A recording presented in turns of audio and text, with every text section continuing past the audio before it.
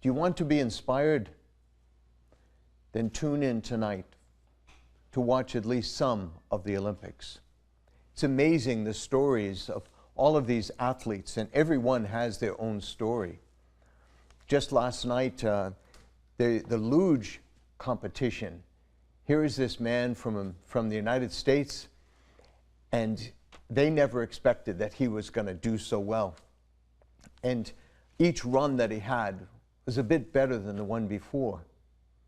Ultimately, he ends up with the silver medal. His family is ecstatic and he's overwhelmed. When they interviewed him, they said, "What does this mean to you to have this silver medal?" He said, "It's the culmination of 16 years of effort, discipline, and continually trying again." What does it mean? It means that persistence matters.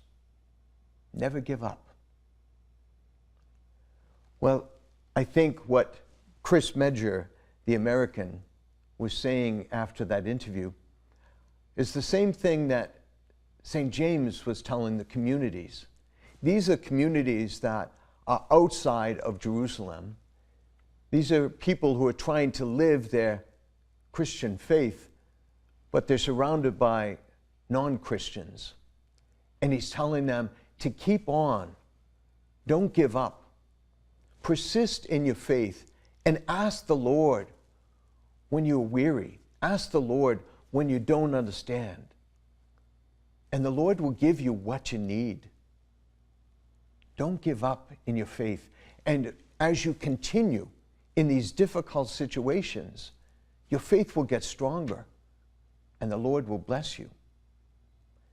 St. James was teaching that community, but it's also teaching us this morning to continue and never give up when situations around us are not so easy for us, when we're not always appreciated by others.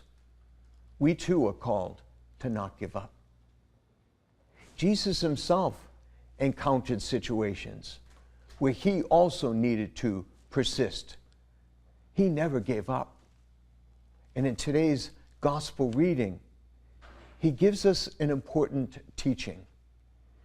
Now, Jesus has just performed miracles. On Friday, he healed a deaf mute.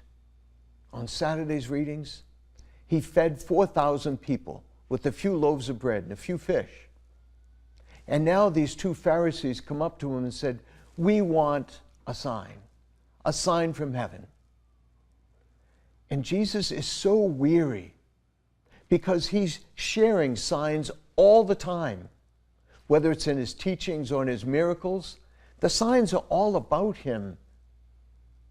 All you have to do is listen with an openness or see with eyes that can understand something wondrous is happening here.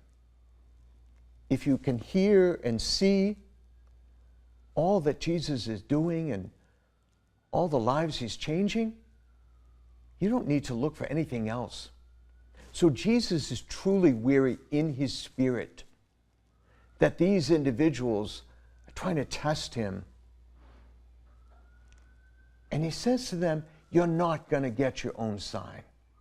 If you can't see what's all around you, I'm not going to be able to spend time with you.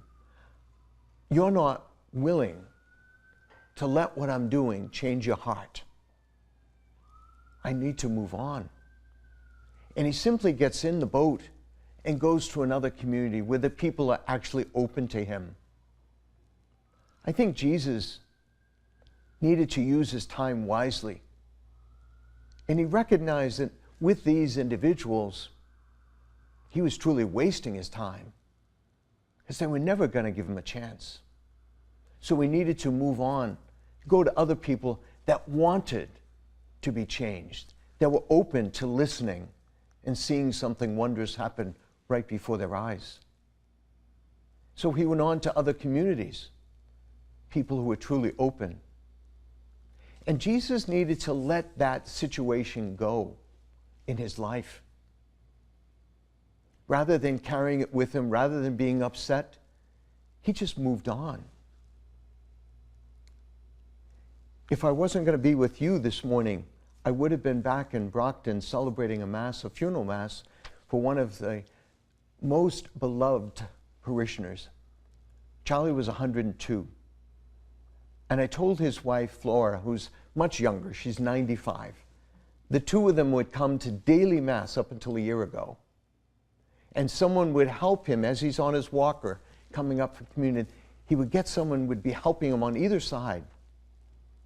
And after he received communion, he'd look at me and go, God bless you, Father. He wanted the Lord to bless me. A remarkable man. When I sat with Flora and explained to her that I needed to be here with all of you this morning, she understood. And I said, Flora, what's the secret of your success in your marriage? Having lived such a long, loving life together.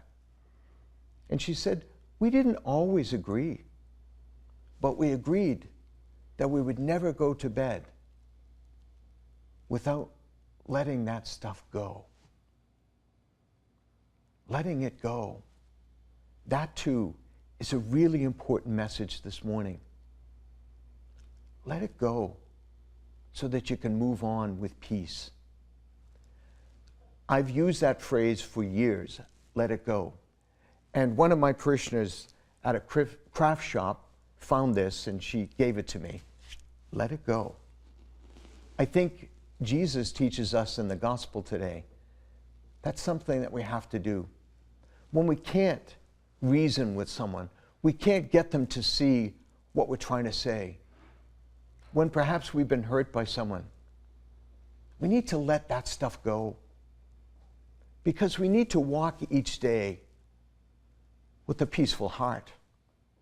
We need to persist, to persevere in our faith, be strong in the faith no matter what we encounter. And when things are not going our way, when things are not going smoothly, when we are hurt, we need to let it go so that we can live each day with peace in our hearts. So today, there's two messages. Persevere, and when needed, let it go.